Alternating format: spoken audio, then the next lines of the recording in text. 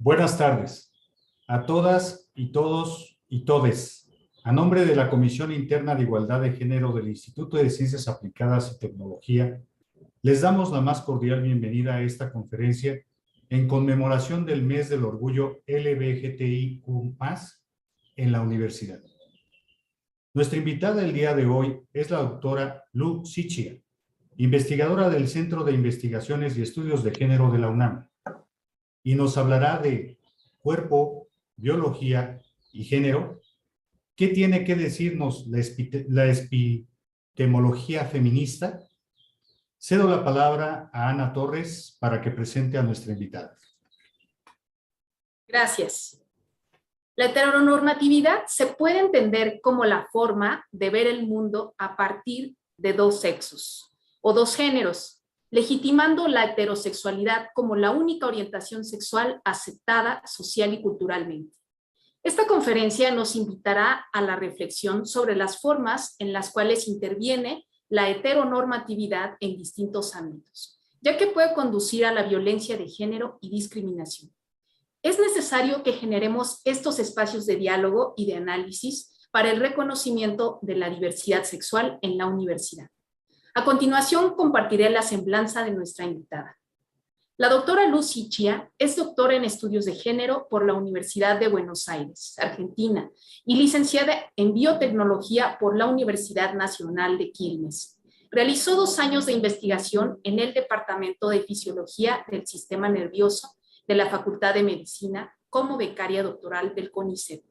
Reorientó su trabajo hacia la epistemología feminista, finalizando el doctorado en el Instituto Interdisciplinario de Estudios de Género en la Facultad de Filosofía y Letras. Su tesis se centró en el análisis crítico del discurso neurocientífico acerca de la diferencia sexual. Formó parte del Instituto de Investigaciones Filosóficas desde el año de 2014 hasta 2018. En el año 2017 obtuvo la primera mención del Premio de Bioética auspiciado por la Fundación Dr. Jaime Roca por su trabajo El sexo y el género como variables en la investigación biomédica y la práctica clínica. En el año 2018 se incorporó al CIE con el proyecto La incorporación de la perspectiva de género en la producción de conocimiento biomédico, neurociencias y desórdenes mentales. Gracias por participar en esta charla y cedo la palabra a la doctora Lu Sichia. Muchísimas gracias, Ana. Muchas gracias a la CINIS por la invitación. Celebro también la organización de este evento en el contexto.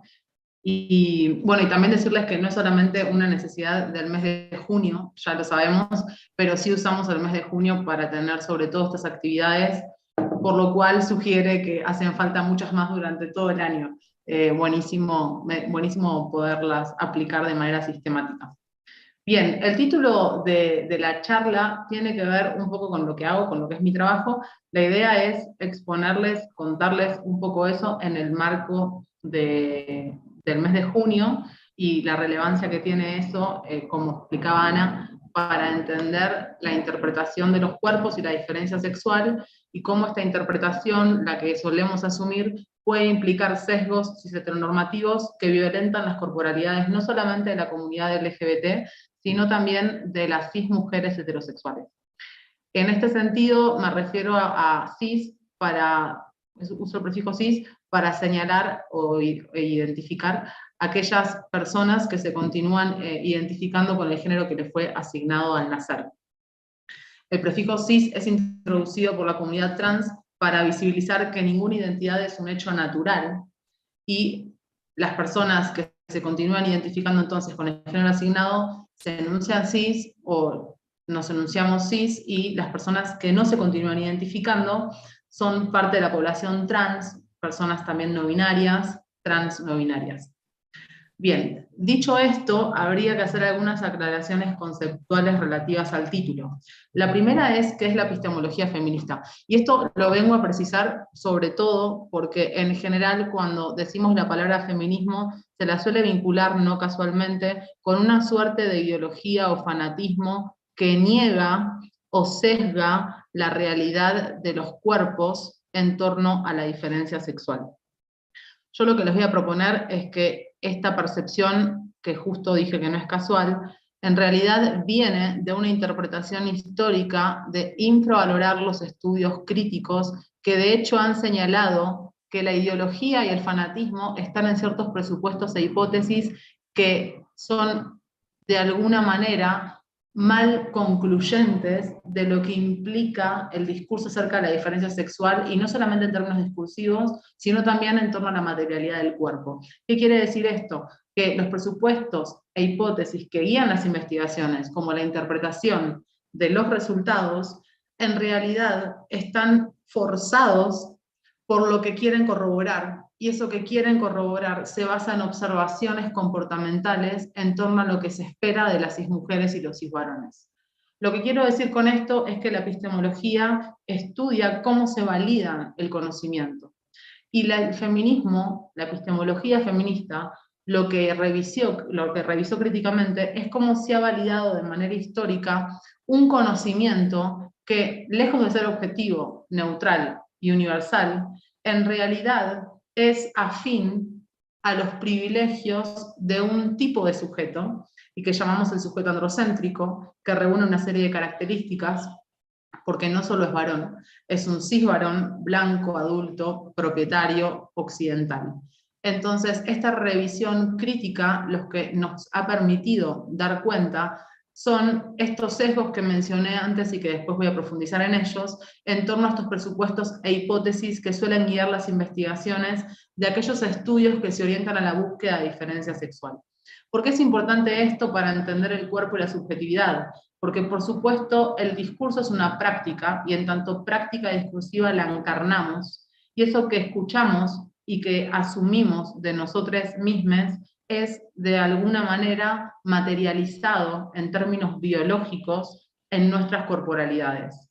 Y el cuerpo es parte de nuestra subjetividad.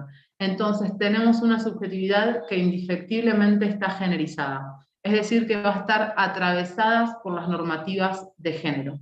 Cuando hablo entonces de la categoría género, me refiero a aquellas expectativas socioculturales que se justifican en la idea de sexo. Y por sexo, desde el discurso científico predominante, se suelen entender aquellos atributos biológicos vinculados con la reproducción.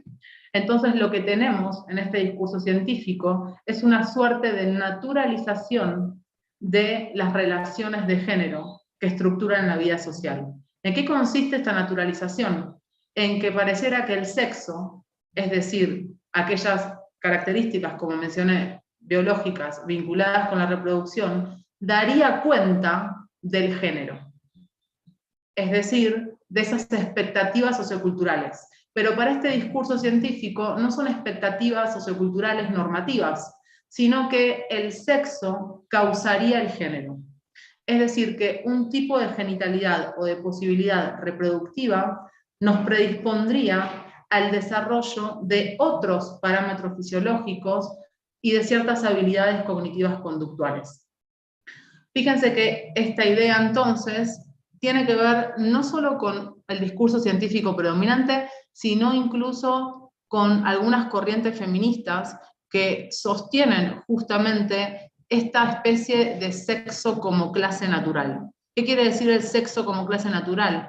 Que es una categoría que existe por fuera de quienes la describimos, que es ahistórica, que es transcultural, y que es una biología determinada, inmutable, y que además el fundamento para clasificar los cuerpos. Esta forma de interpretar los cuerpos y la categoría sexo hace entonces que nos clasifiquemos en torno al cuerpo sexuado, entendiendo el cuerpo sexuado como un cuerpo cuyo saliente es entonces esta posibilidad reproductiva. Y por supuesto que cuando pensamos en eso, vamos a encontrar instituciones que nos convencen de esta idea, porque pareciera que la segregación por sexo se vuelve un hecho necesario. Y en este sentido me refiero a dos instituciones fundamentales, la biomedicina y el deporte. Es decir, fíjense, esta relación entre sexo-género, donde el sexo es aquello prediscursivo, natural, y que antecede e incluso causa el género, en esta relación el discurso científico va a promover la segregación por sexo en la investigación biomédica, y también desde este discurso científico se va a legislar la regulación olímpica actual para sostener y dar continuidad a la histórica segregación por sexo en el ámbito deportivo. Acá tenemos un hilo conductor entre la institución biomédica y la institución deportiva, y es que se sostiene que una cierta genitalidad va a dar cuenta de un tipo de cerebro, y que ese tipo de cerebro va a explicar una serie de habilidades cognitivas conductuales que van a ser fundamentales en el caso del deporte para el desarrollo atlético, del cuerpo atlético, y en el caso de la biomedicina, esta idea de dos formas biológicas sobre la base de las posibilidades reproductivas no solo se va a circunscribir al cerebro, sino que también la posibilidad reproductiva va a implicar a todo el organismo.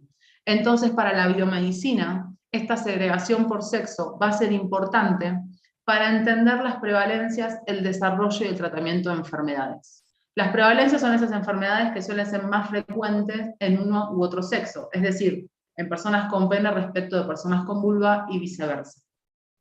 Fíjense entonces que esta naturalización nos parece del sentido común, es decir, que ninguna persona va a contrastar con esta idea de la segregación por sexo como necesaria en el caso de la biomedicina en términos de salud, y en el caso del deporte, para evitar lo que se llaman ventajas injustas. ¿Qué quiere decir las ventajas injustas? Ventajas que estarían dadas por una suerte de superioridad natural basada en el sexo, y que habría que evitar, y por eso se desarrollan las categorías varón-mujer. Históricamente igual, las mujeres cis fueron excluidas del deporte, ni que hablar la población trans, pero cuando se empiezan a incluir lo hacen en una categoría diferencial, porque a priori se supone que estas dos categorías tienen por naturaleza diferente desempeño atlético. Es decir, que a priori el discurso científico da cuenta de la existencia de un techo físico para el desarrollo atlético de las cismujeres en relación con los cisvarones. ¿Por qué nos interesa esto desde los estudios de género? Y en realidad no son temas que se suelen abordar en América Latina, pero vienen mucho los estudios del mundo anglo. ¿Por qué nos interesan? Porque es una forma, este interés, de empezar a problematizar aquello que históricamente dimos por sentado, y que es que en efecto existen diferencias naturales entre cisvarones y cismujeres. ¿De qué darían cuenta estas diferencias naturales entonces? De estas diferencias cognitivas y conductuales, y también de otros rasgos fisiológicos que explicarían las prevalencias en las enfermedades. Entonces nos situamos en un discurso científico cuya interpretación de la relación entre sexo-género es que el sexo antecede al género. Y no solo lo antecede, sino que lo causa. Porque el género, para este discurso, es una consecuencia inherente de los roles en la reproducción. ¿Qué quiere decir? Que por los roles en la reproducción, las cismujeres van a tener más vocación al cuidado, a la empatía, a la comunicación, y los cisvarones van a tener una propensión a la agresividad, a la competencia, a la sexualidad. Fíjense que agresividad y competencia son dos componentes fundamentales en el ámbito deportivo, de competencia justamente. Pero no solo eso, para este discurso científico, consecuencia del sexo, entendido como género, van a ser dos factores fundamentales: la identidad de género y la orientación sexual. Es decir, que por defecto las personas naceríamos cis y heterosexuales. Esto sugiere entonces que todas las personas que nos enunciamos parte de la comunidad LGBT tendríamos una suerte de desvío ubicado en el cerebro, donde se tendrían que observar estructuras del sexo opuesto, según esta clasificación dimórfica de los cerebros, es decir, dos formas sobre la base de las posibilidades reproductivas. Habría entonces en estas dos formas una serie de características que incluyen identidad de género, orientación sexual y ciertas conductas, como la conducta de juego, que mostrarían la mayor propensión a la agresividad en varones y la mayor tendencia al cuidado en mujeres. Entonces, acá es donde tenemos un discurso científico que legitima lo que llamamos la cis heteronorma, algo que había mencionado Ana al comienzo. ¿Qué es la cis heteronorma? Dar por sentado, por natural, que las personas somos cis heterosexuales. ¿Y en qué se justifica? En la reproducción.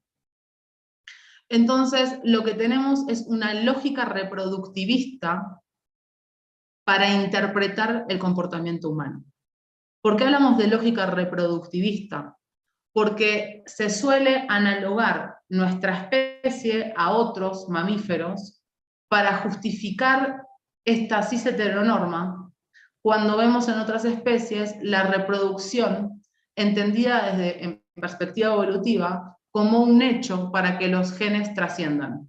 Entonces, esta perspectiva evolutiva se lleva a nuestra especie, y en nuestra especie, entonces, todo el deseo, la subjetividad, el imaginario corporal implicado en la identidad de género y la sexualidad se reduce a la trascendencia de nuestros genes, a una suerte instintiva reproductiva. Entonces, empieza a haber solo una diferencia de grado entre roedores, por ejemplo, y personas. Después voy a ir a las críticas, pero primero quiero dejar bien planteado lo que este discurso científico predominante sostiene. Ahora, teniendo esto en cuenta, lo que encontramos es que nuestro sentido común no suele estar muy alejado de este discurso científico, porque en general suponemos que en promedio las personas son cis, mayormente, y mayormente en promedio las personas son heterosexuales, y no solemos cuestionarnos tanto el por qué, pero sí suponemos que es una suerte de normalidad. Y para este discurso científico históricamente, y cuando me refiero al discurso científico históricamente me sitúo sobre todo desde la modernidad, desde el siglo XVII, esta normalidad fue equiparada y analogada a la naturaleza. Entonces lo que pensamos que es normal es equivalente a lo que es natural. Y eso que pensamos que es natural se basa en los roles en la reproducción. Pero curiosamente, esto que pensamos que es natural, fundado en los roles en la reproducción, fue el argumento emblemático del discurso científico para circunscribir a la esfera doméstica a las cismujeres heterosexuales.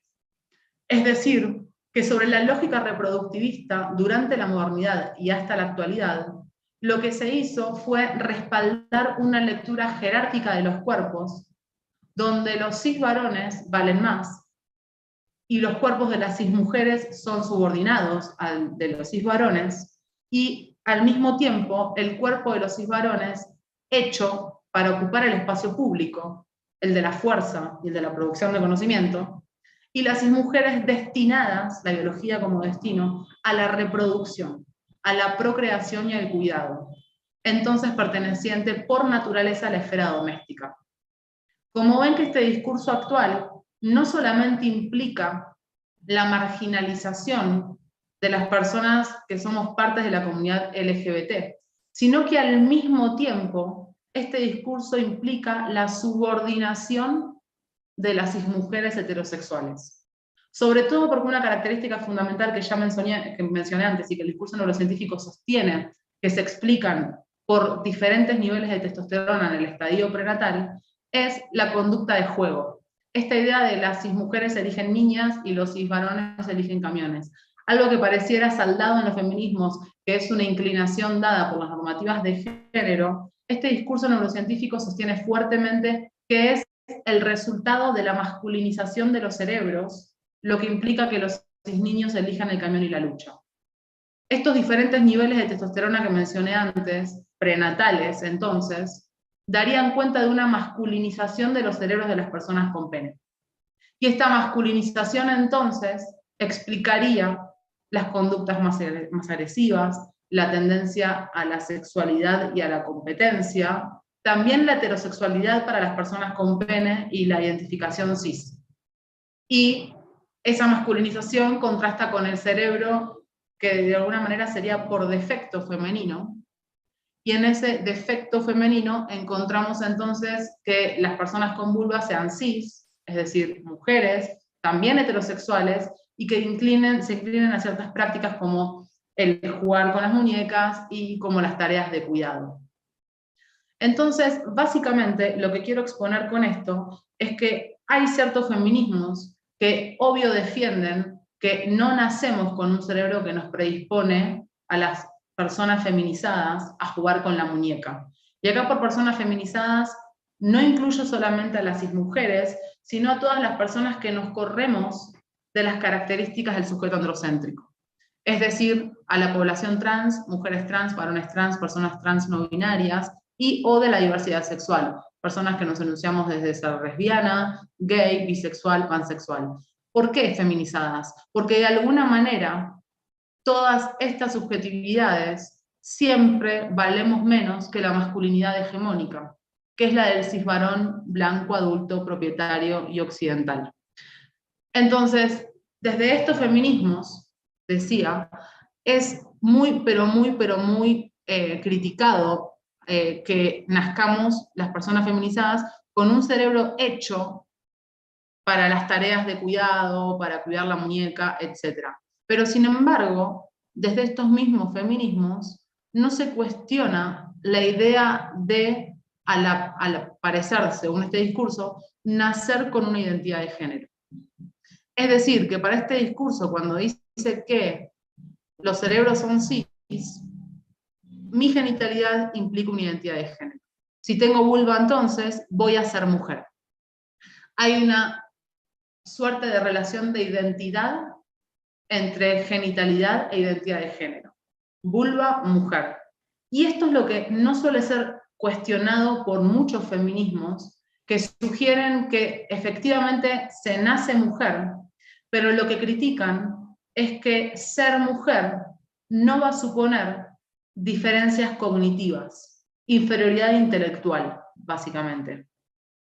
Pero fíjense que esto puede significar una defensa ingenua, porque por un lado se está sosteniendo que las personas con vulva no son inferiores intelectualmente, pero por el otro se respalda el discurso neurocientífico hoy diciendo que se nace con una identidad de género.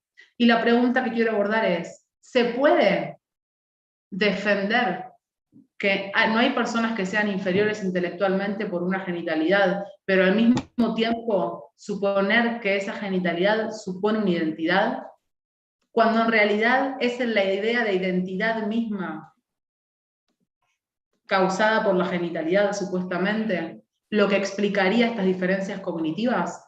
Zarra igual.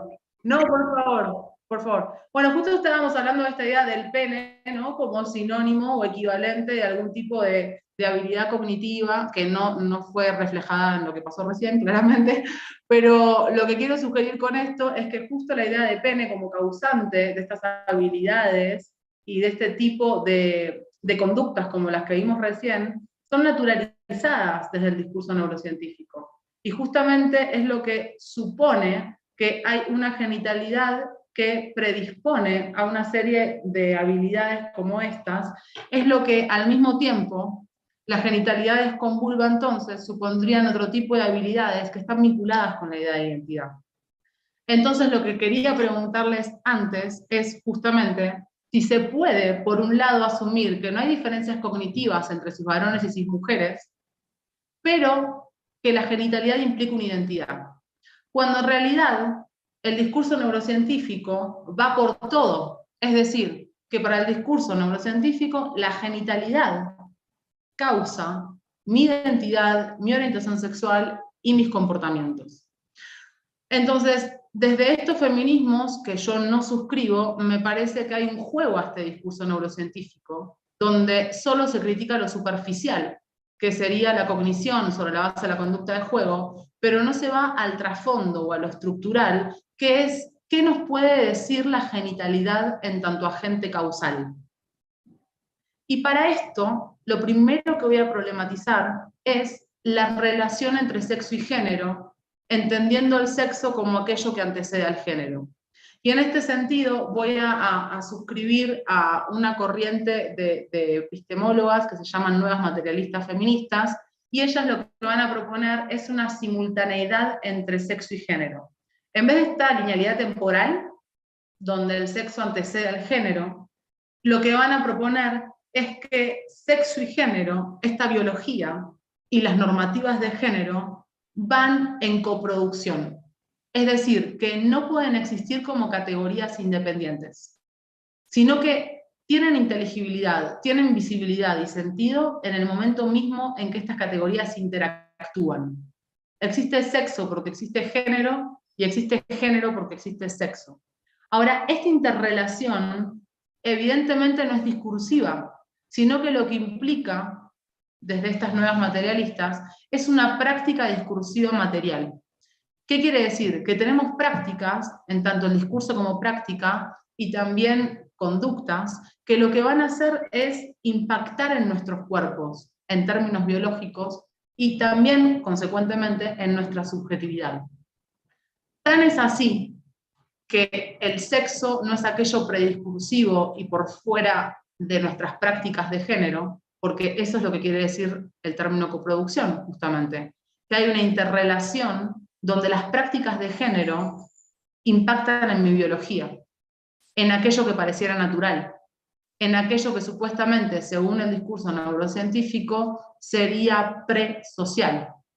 Y tan es así que justamente cuando sugieren varias investigadoras que cuando se buscan diferencias entre los cerebros de cisvarones y cismujeres, de encontrarse, no se puede hablar de diferencias de sexo, porque los cerebros no están libres de cultura. Se tiene que hablar de diferencias de sexo-género, porque no sabemos si esas diferencias, si se observaran en estructuras y o funciones cerebrales, se deben al sexo, a las prácticas de género o a una combinación entre sexo y género. Y este hecho es tan relevante que hay estudios que incluso invalidan categorizar los cerebros de acuerdo a dos categorías. De acuerdo a dos categorías según una genitalidad. ¿Por qué? Porque si bien es cierto que cromosomas llamados sexuales y ciertas concentraciones de hormonas en las personas con pene y otras en las personas con vulva pueden impactar en los cerebros, no lo determinan. No lo determinan por lo que nos caracteriza como especie y es nuestra alta plasticidad cerebral, es decir, la facilidad con la que incorporamos experiencia a nuestro organismo en general y a nuestro cerebro fundamentalmente porque es el órgano más plástico que tenemos. Entonces, esto da cuenta, según la investigadora Daphna Joel, de la hipótesis del cerebro mosaico. El cerebro es una combinación única de factores, una combinación que no habilita clasificarlo de acuerdo a un continuo, donde en un extremo habría un cerebro femenino y en un extremo un cerebro masculino, sino que el mosaico refiere a esta combinación aleatoria única dada por nuestra alta plasticidad. Entonces, teniendo esto en mente, lo que podemos ver es que el discurso neurocientífico actual, en realidad, ha replicado o reproducido los sesgos decimonónicos que a priori asumían que había dos cerebros para justificar la reducción de la cismujer a la esfera doméstica. Pero estos nuevos estudios que complejizan la interrelación entre prácticas de género y biología están inhabilitando esta caracterización binaria de los cerebros. Y en este sentido tenemos una parva de investigaciones que se orientan a la búsqueda de las causas de la llamada desde la biomedicina transexualidad y homosexualidad, conceptos que patologizan a la población LGBT cuando no es resignificada por la propia población, porque hay personas que resignifican los conceptos transexualidad y homosexualidad para enunciarse. Pero lo que sugieren estas investigaciones entonces es que habría una suerte de estructuras y o funciones del sexo opuesto en los cerebros. Pero fíjense que cuando desandamos la idea de dos cerebros, vemos por qué estas investigaciones son incoherentes, son de resultados concluyentes con pocas muestras, no se replican, y en realidad hay 1000 hipótesis explicativas, pero ninguna funciona. Y probablemente ninguna funcione. Esto no solo porque es inválido hablar de dos tipos de cerebro, sino, y a esto voy a ir un poquito al final, porque tendríamos que explicarnos, o tendríamos que preguntarnos, ¿qué podría explicarnos el cerebro en tanto agente causal? Entonces, fíjense que esta crítica no solo está cuestionando, como históricamente hicieron los feminismos, el aspecto cognitivo relativo a la supuesta diferencia sexual, sino el aspecto identitario y de orientación sexual. Lo que desde esta crítica se está postulando es que no hay una genitalidad que determine una identidad, que nos predisponga una identidad de manera causal, que nos predisponga a una orientación sexual y que nos predisponga a ningún tipo de habilidad cognitiva y conductual. Ahora bien, invalidando esta idea de cerebros dimórficos, podemos meternos un poquito más en el ámbito biomédico y en el ámbito del deporte. En el ámbito biomédico mencioné que las prevalencias suelen interpretarse como debidas al sexo. Por ejemplo, en la pandemia, ¿qué pasó? Hay, en teoría, según nos dicen, mayores muertes de cisvarones. ¿Por qué se explicaría? Por el sexo. ¿A dónde se va a buscar? A los cromosomas, a las hormonas, en realidad a diferentes parámetros fisiológicos, presión, concentraciones de insulina, todo lo que se les ocurra, porque se supondría que si hay diferencias promedio entre cisvarones y cismujeres en esos parámetros, son causados por las características biológicas vinculadas con la reproducción. Esa es la noción de sexo. Ahora, ¿qué pasa cuando se invalida la idea de dos cerebros? ¿Se extiende al resto del organismo? Bueno, esto es una pregunta fundamental y es parte de lo que guía mi investigación. Y la respuesta es, por supuesto. Todo el organismo, como dije antes, es plástico. Y cuando vemos diferencias promedio, de la misma manera que en los cerebros no podemos referir a diferencias de sexo, en los otros parámetros fisiológicos tampoco, porque no vemos un cuerpo, ni el cerebro, ni un cuerpo fuera de la cultura. Es un cuerpo generizado, atravesado por las normativas de género.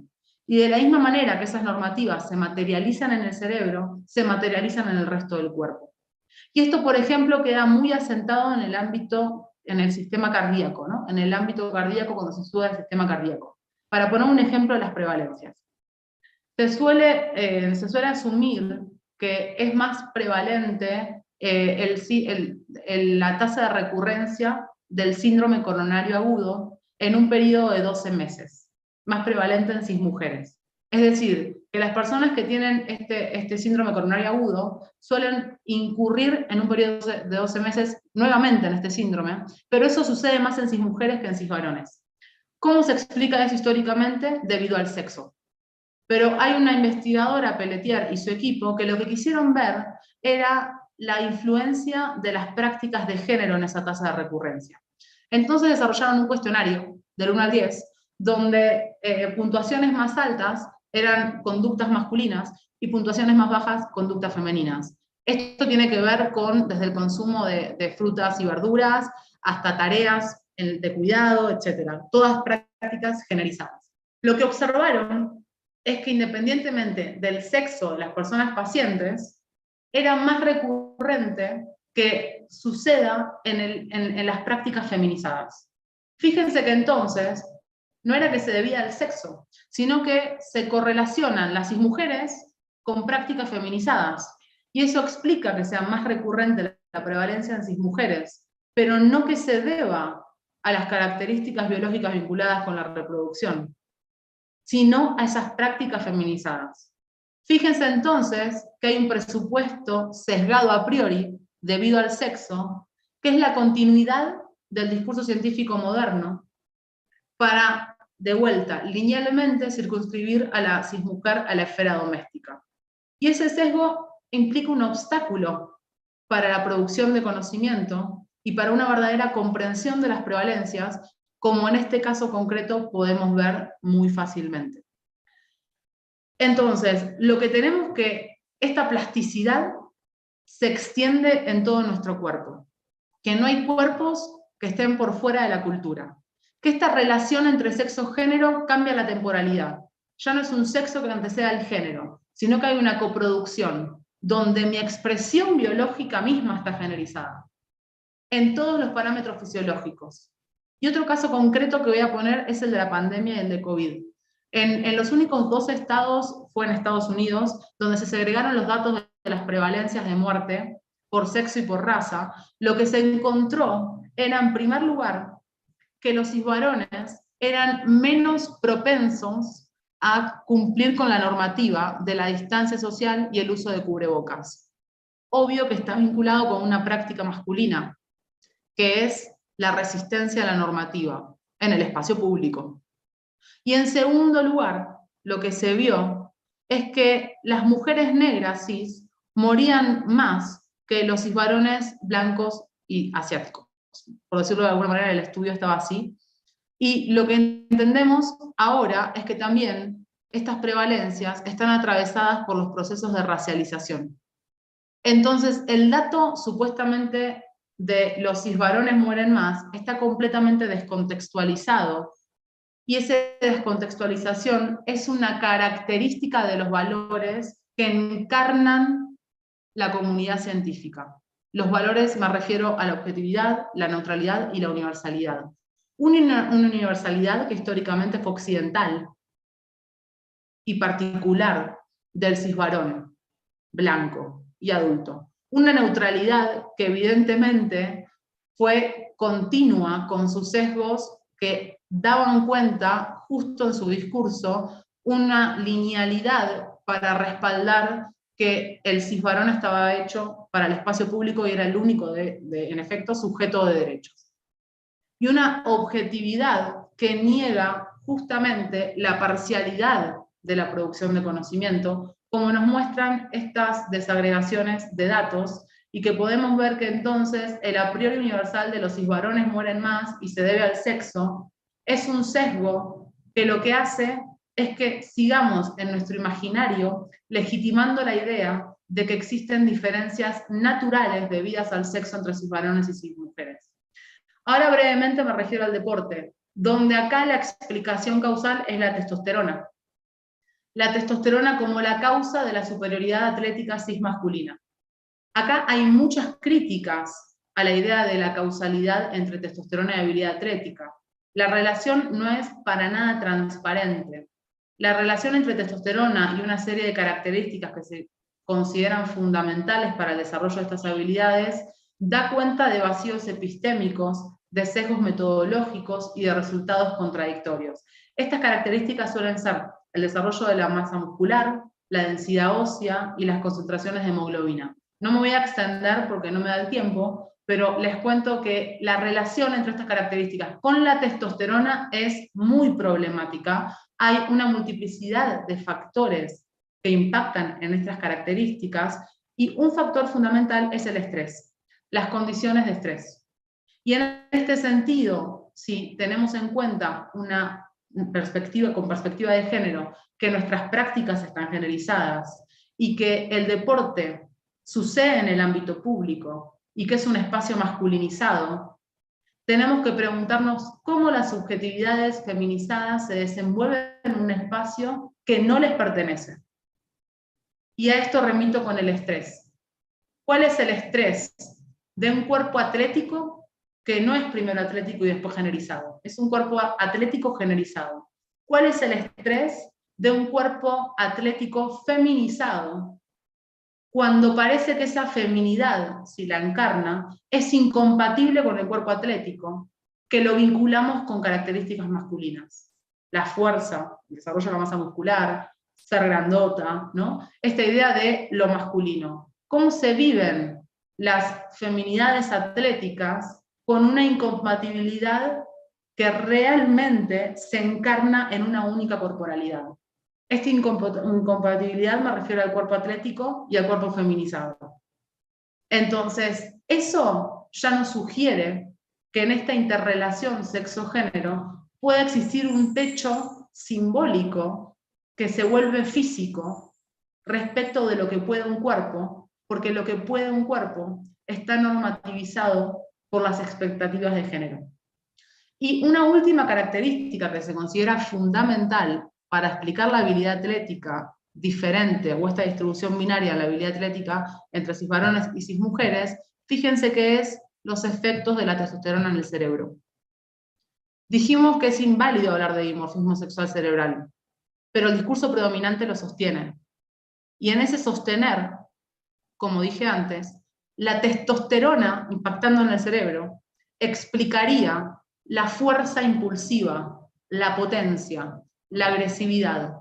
¿Por qué se recae en esta explicación? Porque, como dije antes, las otras tres características no tienen una relación transparente con la testosterona. Entonces, no queda otra que para la regulación olímpica basarse en esta cuarta característica, la testosterona y su impacto en el cerebro. ¿Es transparente esta relación? Tampoco. Pero se sustenta en un discurso neurocientífico que históricamente legitimó la idea de dos cerebros. ¿Por qué no es transparente? No solo porque, como expliqué, hay varios estudios que invalidan hablar de dos cerebros de acuerdo a una genitalidad. La otra razón por la que no es transparente es porque también el discurso neurocientífico o el discurso científico moderno, históricamente, desde la modernidad justamente, redujo la mente a nuestro cerebro. Entonces, el segundo punto por el que no es transparente la relación entre testosterona y habilidad atlética fundada en el impacto de la testosterona en el cerebro es porque es problemático asumir que nuestra mente es lo que hace el cerebro. Y fíjense que estas características que mencioné, que darían cuenta de la superioridad cismasculina, se basan en intencionalidad humana, fuerza impulsiva, agresividad, potencia.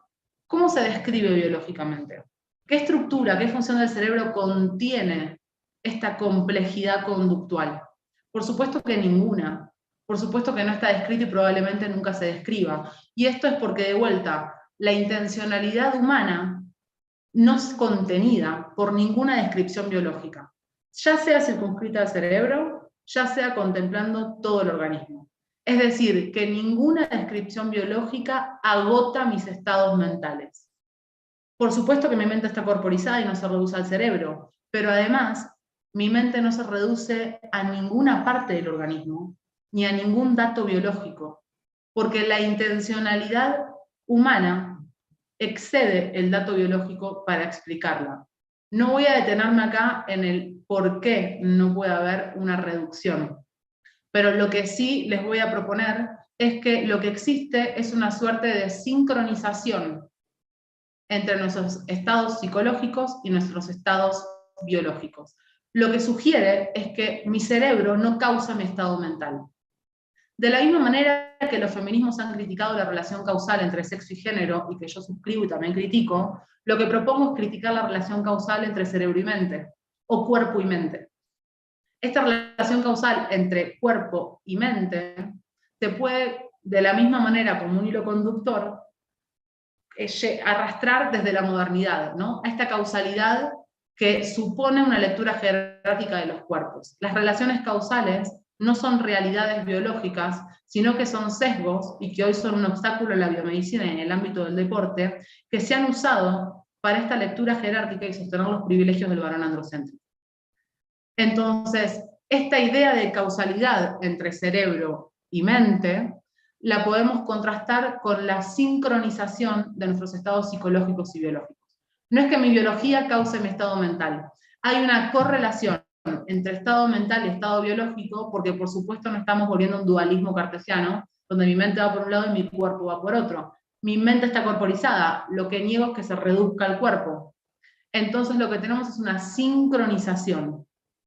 sincronización donde todos los verbos psicológicos, desear, sentir, creer, siempre van a ser explicados apelando a estos verbos y nunca a través de descripciones biológicas. Por más que las investigaciones avancen y por más que haya cada vez más calificaciones moleculares de nuestros estados, nunca un estado molecular va a ser suficiente para describir cómo me siento.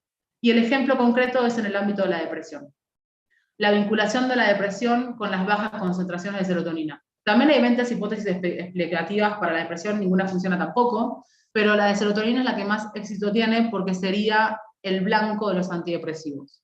Y no porque vayan contra un cerebro depresivo a actuar, sino porque en realidad tienen efectos generalizados que afectarían de alguna manera el funcionamiento de cualquier persona, y eso es porque alteramos la homeostasis de nuestro cuerpo, no porque sean mágicos los antidepresivos, y de hecho muchas veces no funcionan, y de hecho son los fármacos y los psicofármacos con mayor efecto placebo que se conocen.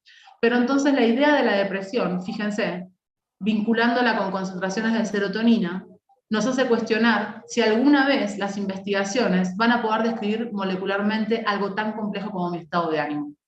¿Cómo te sentís?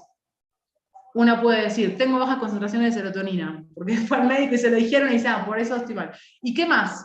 Y estoy fatigada, bueno, hasta es fisiológico, estoy cansada fisiológico. ¿Y qué más? Me siento triste. ¿Y cómo explicas la tristeza en términos cerebrales?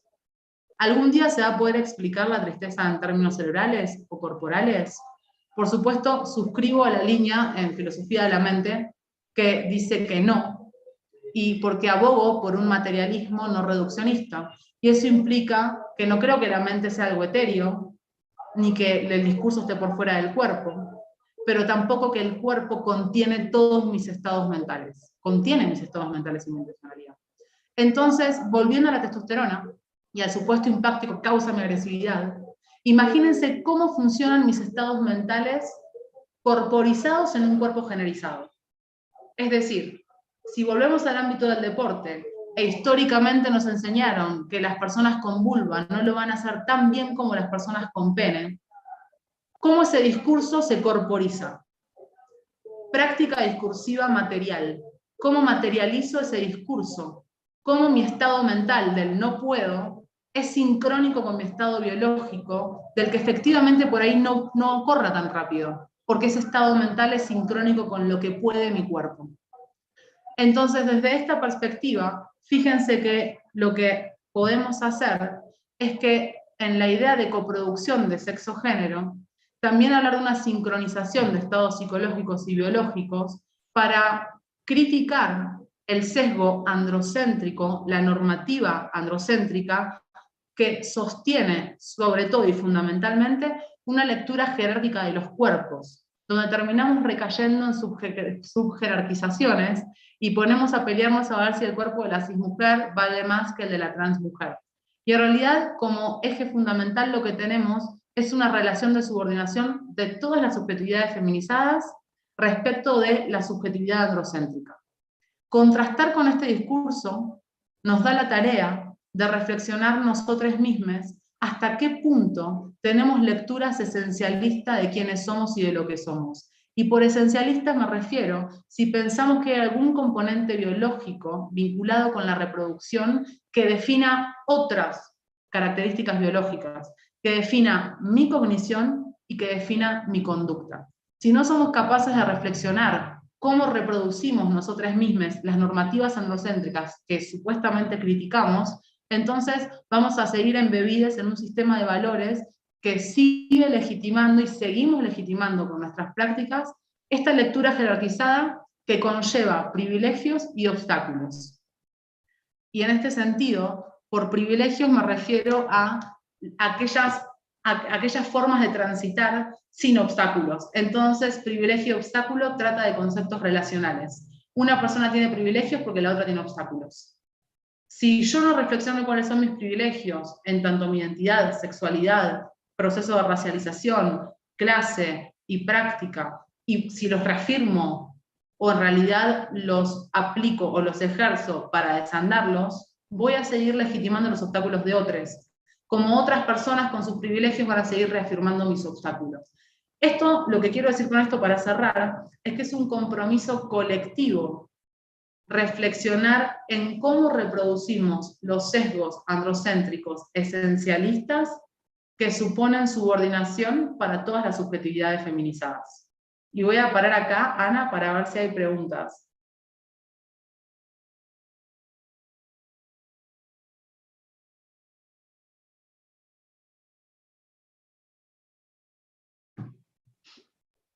Ok, bueno, vamos a pasar a nuestra sesión de preguntas. Primero damos las gracias a la doctora Lu por su plática tan interesante. De verdad que nos has invitado a reflexionar sobre cosas que nos impactan bastante como científicos, científicas.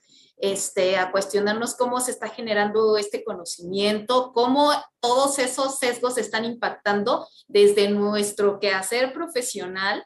La verdad es que sí todavía lo estoy tratando de asimilar, porque sí, es algo que es para pensarse, es para abrir nuestra mente y para pues justamente para ser más neutral, creo yo, para conducirnos a un quehacer más neutral de las tareas científicas, ¿no? Y justamente también encaminado a pues el respeto mutuo a a erradicar la discriminación a evitar la violencia de género, sobre todo en nuestros entornos que nos competen, el entorno universitario. Agradecemos también a las personas que nos acompañan en el público y que siguen la transmisión por redes sociales. Y ahora vamos a dar paso a algunas preguntas por el chat o por el canal de YouTube y Facebook.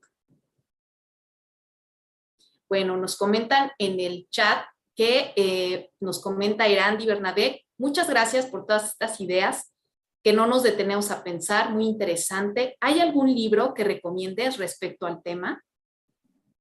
Perdón por el chivo, pero el mío que sale ahora. Sale en Buenos Aires el 1 de agosto, pero acá en México, como es el siglo XXI, también lo hacen acá en México, siglo XXI, sale el 1 de septiembre. Ok, ¿cuál es el título del libro? La invención de los sexos. Okay. Y tiene un título muy largo, de cómo la ciencia puso el binarismo en los cerebros y cómo los feminismos pueden ayudarnos a salir de ahí. Ok, muchas gracias, gracias. Sin duda alguna vamos a revisar esta bibliografía.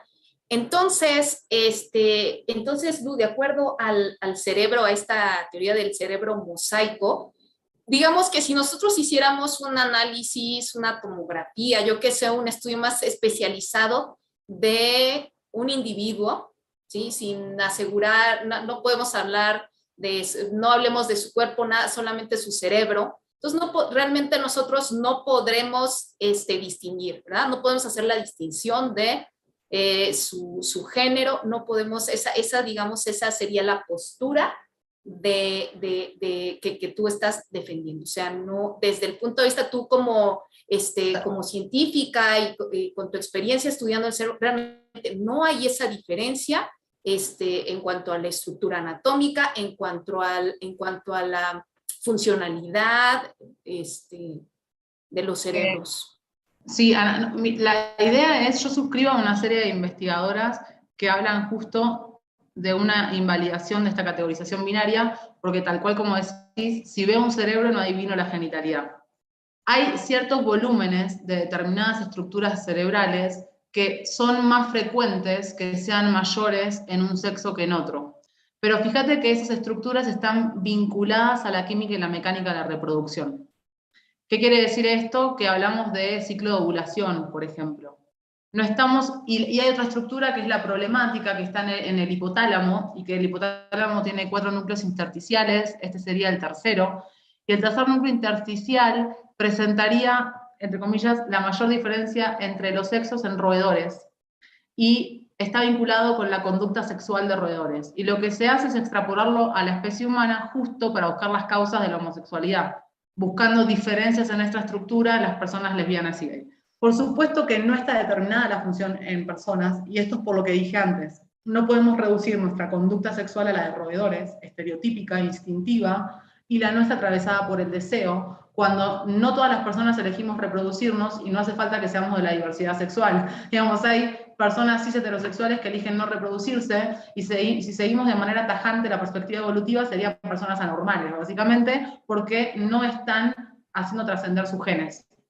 Entonces, fíjate que esta lectura tiene un montón de incompatibilidades, pero lo que me interesa decir es que en la especie humana, esta estructura, estos núcleos intersticiales, no tienen definido su función, y además, la supuesta búsqueda de la homosexualidad en esta estructura va al fracaso, digamos, porque existen pocos estudios, uno controversial en los 90, que fue criticado y se replicó en los 2000, y en los 2000 no dio los resultados esperados, de hecho, y todavía no se sabe la función de esa estructura. Entonces, se pone un montón de carga ahí en el hipotálamo, pero en realidad es lo que decía antes en relación a la intencionalidad. La sexualidad humana tiene intencionalidad, y reducirla a una estructura cerebral parece no solamente polémico, sino a priori sesgado. Y sí reitero que los estudios que buscaron esta correlación entre estructura y sexualidad no son estudios que sean muchos, y los que lo hicieron, algunos no dieron resultados, y los que sí tienen una metodología bastante polémica. Ok, entonces, bueno, fuera de esta heteronormatividad en el estudio, en los estudios neurocientíficos, digamos que tampoco valdría la pena entonces incluir la perspectiva de género en ciencia, si finalmente de raíz vamos nuestros cerebros no tienen esas diferencias, nuestros componentes bioquímicos, demás, no hay esas diferencias. Entonces, esto de incluir la perspectiva de género en ciencia, ¿tendría un sentido o cómo tendríamos que abordar? No, la perspectiva de género yo siempre digo que no es una opción. Todas las personas tenemos perspectiva de género porque estamos generizadas. Entonces, si pensamos que no tenemos perspectiva de género es porque estamos encarnando la perspectiva del sujeto predominante, que es el androcéntrico. Entonces, cuando hablamos de introducir la perspectiva de género, yo por lo menos me refiero a introducir una perspectiva que no es la hegemónica, que no es la de este sujeto androcéntrico, cis blanco, adulto, propietario, occidental. Es fundamental la introducción porque si no lo que tenemos son investigaciones sesgadas, como vimos recién o que describí recién, sobre todo en el ámbito biomédico, esta idea de la prevalencia debida al sexo, porque la diferencia del sexo como natural fue lo que históricamente legitimó la jerarquía de los cuerpos. Y acá quiero precisar algo. No es que hay diferencias y el problema es que están jerarquizadas. El problema es que para dar continuidad a una lectura jerárquica de los cuerpos en clave moderna, se articuló un discurso de la diferencia sexual sobre la base de dimorfismo. Entonces, la noción de dimorfismo es en sí misma sesgada. No es que estamos negando la realidad, al contrario, estamos criticando los sesgos que la obstaculizan, como se ve, por ejemplo, en el ámbito cardíaco. Y algo que pregunta Arandi, que es importante, es si estas estructuras las estudian las mujeres y los hombres. Es súper interesante porque hay muchas cismujeres que obviamente abordan estas investigaciones y respaldan la idea de dimorfismo sexual cerebral, porque no hay una narrativa histórica y porque hoy esta suerte de jerarquías se enmascara en un lenguaje críptico que lo que nos habla es de optimizaciones cerebrales. El cerebro de los varones está optimizado para la agresión y las habilidades visoespaciales, que básicamente es la capacidad de abstracción. Y el cerebro de las cismujeres está optimizado para la sensibilidad y la empatía. Claro, son los típicos estereotipos de género que en un sistema de valores androcéntricos estos criterios están jerarquizados porque vale más la agresividad y la habilidad visoespacial que la empatía y la sensibilidad. Por eso lo estamos encarnando de manera natural las subjetividades, para seguir dando continuidad a esta estructura de la vida social, que es a través del género. Gracias, gracias. Mira, ahora te hicieron llegar también otra pregunta. Dice, ¿cómo se puede desarrollar una investigación evitando el sesgo metodológico por cuestiones biológicas? No sé bien la idea de cuestiones biológicas. Evitando el sesgo metodológico por cuestiones biológicas. Creo que es por esta a priori de diferencia sexual. Es buscar otros criterios de agrupación. Es decir, que la agrupación principal sea la genitalidad no es un hecho natural e incluso no es un hecho que sea productivo. Porque, por ejemplo, en el ámbito cardíaco, en el ejemplo que puse era básicamente un sesgo, porque si vos agrupás de acuerdo a la genitalidad, estás pensando que la vulva causa la tasa de recurrencia del síndrome coronario agudo. Pero en realidad era una práctica feminizada, entonces lo que vos tenés que tener como criterio son las prácticas, independientemente de la genitalidad de las personas. Y después hay otras variables que tienen un montón de influencia en un montón de sistemas fisiológicos. El peso y la altura son fundamentales. Y si bien en promedio los cisvarones son más altos que las cismujeres, hay un montón de cismujeres más altas. No puedes agrupar de acuerdo al sexo, sino de acuerdo al peso y la altura, por ejemplo. Ok. Ahora nos preguntan también, desde tu punto de vista, ¿cuáles serían unas pautas para alejarnos del neurosexismo? Bueno, esa pregunta está buenísima y la respuesta es un poquito parecido a lo que dije antes. Es básicamente intentar imaginarnos o desconfiar, si se quiere, que la clasificación que tenemos actual de los cuerpos sobre la lógica reproductiva no es legítima. Es un sesgo que arrastramos desde la modernidad y es importante indagar hasta qué punto está obstaculizando la producción de conocimiento. Y hasta qué punto, en realidad, no legitima la lectura jerárquica de los cuerpos, más que abonar a la producción de conocimiento biomédico, que es donde se justifica la segregación por sexo por autonomacia. Muy bien, muchas gracias por tu respuesta. No sé si tenemos alguna pregunta más del público que nos acompaña en esta sesión. Elizabeth, adelante. Hola, ¿qué tal? Buenas tardes. En este caso no soy yo. Hay una pregunta que dice, ¿quiénes estudian más esta no diferencia en las estructuras? ¿Los hombres o las mujeres? ¿Está también sesgado esto?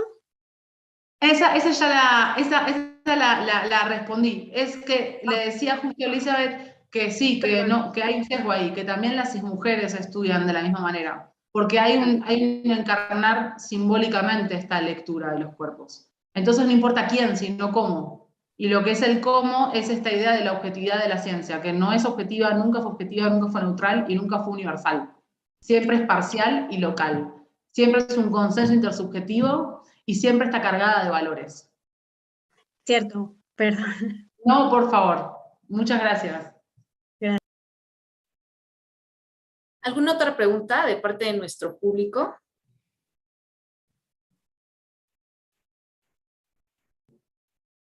Bueno, entonces nos gustaría darte las gracias, doctora Lucy Chía, y también nos gustaría que cerraras con algunas palabras, justo como una recomendación que nos harías a nosotros dedicados a la ciencia y tecnología. Entonces, ¿alguna recomendación que nos harías o unas últimas palabras de cierre, por favor? Sí, Ana, muchísimas gracias por la invitación y lo que daría como reflexión es un poco con lo que cerré la ponencia, y es esta introspección, hasta cuánto reproducimos sesgos androcéntricos, y cuando yo hablé de lectura jerárquica de los cuerpos, sobre la base de esta suerte de naturaleza masculina fundada en la testosterona, esto se traduce en prácticas violentas.